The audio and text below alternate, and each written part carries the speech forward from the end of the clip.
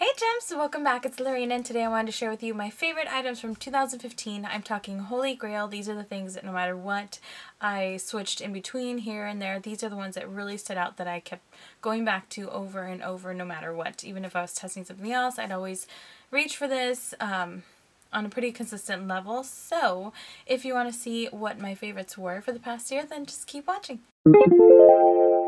I've really battled with my skincare. I plan on doing an updated skincare routine for you guys, but I will mention the one product that I feel has really just like hit it out of the ballpark for me. Ever since I purchased it, I've just fallen in love, and I did get it towards the end of the year, but like I said, most of the year I did kind of struggle with my skincare, and I really feel like this one product was just like amazing, and that would be the E.L.F polyphenol an overnight oil, and this stuff has just really helped not only with my breakouts but with the consistency and the general smoothness and texture of my skin. I feel like my skin is honestly like hitting a peak. I really love the way it feels. I love the way it looks. I'm getting compliments left and right nowadays, even if I do get a few breakouts like I have been lately because of, you know, hormonal issues. This stuff has just really helped with the texture of my skin, and I'm loving what it does for me. It is very pricey. I believe the bottle is like $52, but I've been using it for about 2.5 months, ever since my Sephora VIB Rouge sale haul, whenever that was. I'll leave a post to that down below. But ever since I got this in that haul, I do not skip it ever at night. I love this thing. It really has made a huge change in my skincare. Okay, I'm not a huge hair person, but I do have two products that I really loved this year, and they would be the Aveda Color Conserve Daily Color Protect, and this is just kind of one of those kind of serum-y type hair products, and I usually apply this right after I shower. I just squeeze a little bit of my hands and crimp it through the ends of my hair, and then of course I always make sure to hit up here, because ever since I colored my hair, it has obviously been weakened a little bit, so this has done a really good job of keeping it from getting too brassy and also just keeping it nice and bright, and I really like the way this keeps my hair feeling nice and soft. And along with that, I also apply the Caviar CC Cream 10-in-1 Complete Correction from Alterna, and this I've gotten a few samples of. This is about my third sample. It's been like the 100-point perk at Sephora a couple times when I've been there shopping, so I've picked up a couple through there, and then one of the girls gave it to me as a sample one time, so I've never really had to buy the full size because I keep getting the samples, but I love this thing. Tiny little bit goes a really long way, and it really helps to soften and smooth and fight frizz, and I just really like it. And my hair is just kind of loose today. I showered, let it air dry, and this is what happened. And I did apply this, and it just feels really soft. I know I have some flyaways and things, but you know, overall, I like the way it makes my hair look and feel, and so those are my top two hair products for this year. And I know they're a little pricey, but they're definitely worth the money. The first ones are also the least expensive. These are the E.L.F. eye brushes. Now I do want to specify, I really love the little, what is this, defining eye brush, the blending brush, and there's like a crease. There's a crease one that's a little bit smaller than these. Those three I absolutely love, and these are from the dollar section. I get them at Target. I do not love the flat ones that are supposed to be like the eye brushes, like the, what do you call it, like all over eye kind of color. Do not recommend those, but these ones for buffing are amazing. They're only $1. They work really nicely. They're super soft. They're gentle. They work really well. I use them on the daily. Like, these are my go-to. Can't beat them. Can't live without them kind of brushes. So had to mention those.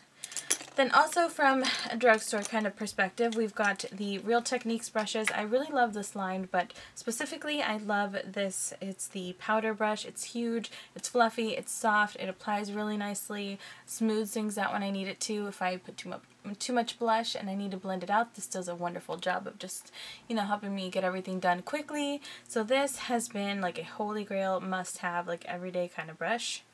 And then I've got the Real Techniques Expert Face like spongy thing.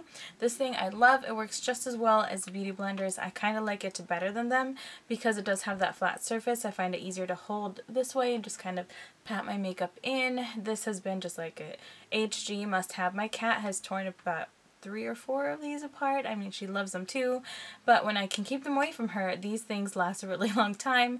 They work really well, and they save you like $15 off of one of these. So not saying this isn't good, but this is definitely like a much much more affordable alternative, and you really don't need to sweat not being able to afford this because basically the same thing, only cheaper.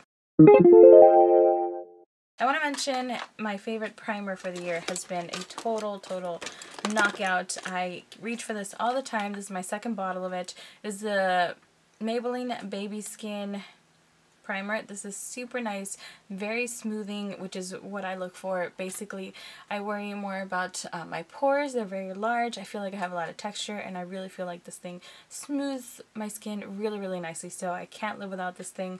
I've used others, and I do like a lot of other primers. I own a lot, so I switch it around, but that's the one that if I'm in a hurry, if I want results that I know are going to last, and I know how I want my skin to look, that never fails me. So that's the one that I reach for the most. Even if I have like this Philosophy one right here on top of my desk, I will move this out of my way while I look for that one sometimes, because this one takes a while to set. That one I could just throw on, throw my foundation, run out the door.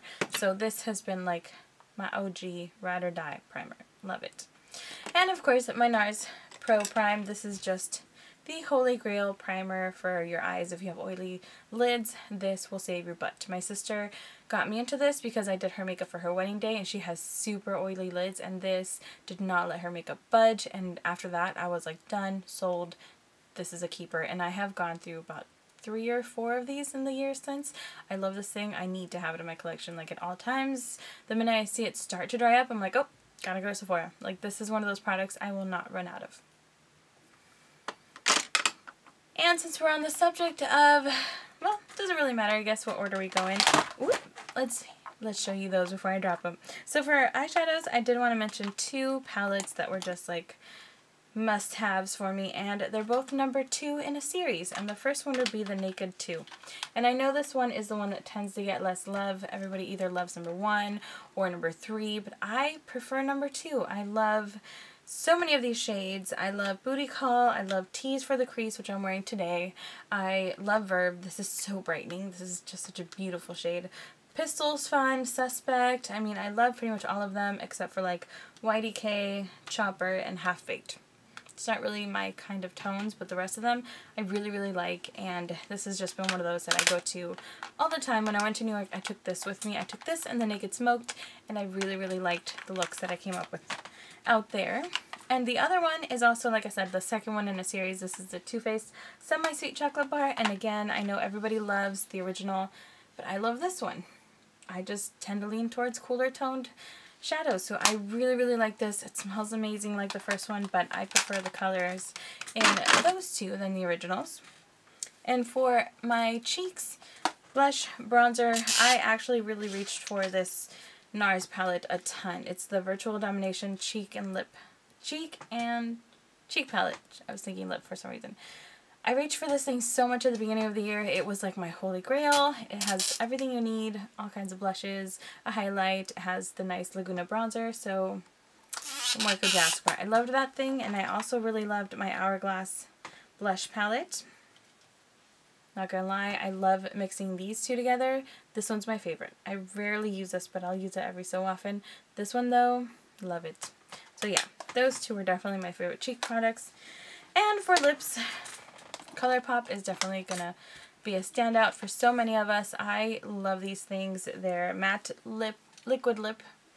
I don't remember what they call them, but they're basically their matte liquid lipsticks are amazing. I have a ton of them. I wear them to work all the time. As I've mentioned before, I'm a server. I don't have time to go to the bathroom, touch up my lipstick throughout a shift. Usually I'm like running from a table to the kitchen, back, like getting refills, getting drinks, getting this, getting that. I don't have time to stand around and make sure my makeup's looking okay. And these things will last through a whole shift for me. Doesn't matter how many like stops I make to drink some water, or if I do grab a bite during my break, like I can depend on these things to last throughout my whole work shift, and that is very important in my life.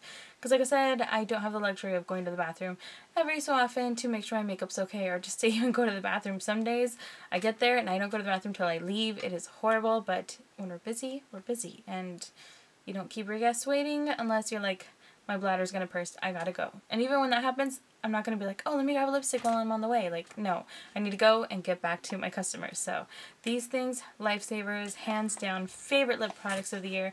They are very drying. My sister bought some on my recommendation and she hates them because they do dry out your lips, but I honestly don't feel it. I use a really good primer. I use the MAC lip primer every time I use these, and it has just been a wonderful combo. This is the MAC Prep and Prime. Love these, hands down. Have to have them in my life. And then for brows, I was a huge fan of the E.L.F. brow palette. I don't really use the wax, but the powder, must have. I use this pretty much every single day with either my Elizabeth Mott Queen of the Fill brow gel or the L'Oreal. The brow gel, I'm just kind of like, I like it. It's not the most necessary thing, but that brow powder, yeah, must have. And for the last few products, I want to mention the MAC Prep and Prime Transparent Finishing Powder. This was life-changing for me this year. I loved it. It is so smoothing, so very finely milled, but really just like blends out like a dream. It makes your foundation just look so much smoother. I've used it before foundation, with foundation on top the way Leanne says recommended, and it worked really nicely. I also use it as a setting powder afterwards. You can just, it's amazing. It sets everything perfectly. I love this thing. And last but not least, my favorite mascara of the year, just like everybody else. I have been loving the Supersizer from CoverGirl. This blew everybody out of the water this year. I think this is pretty much like everyone's favorite, and for good reason. It is nice and separating, it lengthens, it defines, it doesn't clump, it doesn't get, you know, all nasty and all over the place. It is just a wonderful mascara, and I love this. I have 2 bottles, including 2 of this. I have 3 bottles, including 2 Star Wars ones. I'm a Star Wars nerd, like I said. And I think that is pretty much it for my favorites of the last year. I know that I could ramble about so many other products. There have been so many amazing ones, but these were the ones that I found myself gravitating towards, reaching for all the time this year. They were just the ones that if I needed something quick that was effective, that I knew would work a certain way. Oh, and I forgot to mention my like Holy Grail foundation. How could I forget? Hello. But yeah, my go-to foundation for the year was definitely the CoverGirl Ready Set Gorgeous. This was the one that no matter what else I used, whether it was NARS, whether it was Urban Decay Naked, whether it was my EX1, whatever, this was the one that I'm on my 2nd or 3rd bottle of, and it's almost out too. Like I could feel it's getting down there. This was just the foundation that blew me away. I'm wearing it today. It just has really nice coverage. It's not heavy, it never gets cakey, it never, like, even if I forgot to put primer that day, it never, like, rolled off or disappeared on me or, like, got melted away with my oily skin. It was just one of those, like, I got you kind of products. I love this thing. So yeah, I hope you guys found this interesting. Let me know what some of your favorites were for the past year. I would love to hear from you. And let me know any suggestions you have in the comments down below. I think I'm going to do an updated skincare routine very soon and a what's in my purse, because those are always fun to watch. I'm just in the process of transitioning between purses, and so that's why I'm kind of like, should I do that? Should I not? Let me know what you guys think down below in the comments. Don't forget to click the like button and subscribe. And thank you so much for watching, guys. I will see you very soon.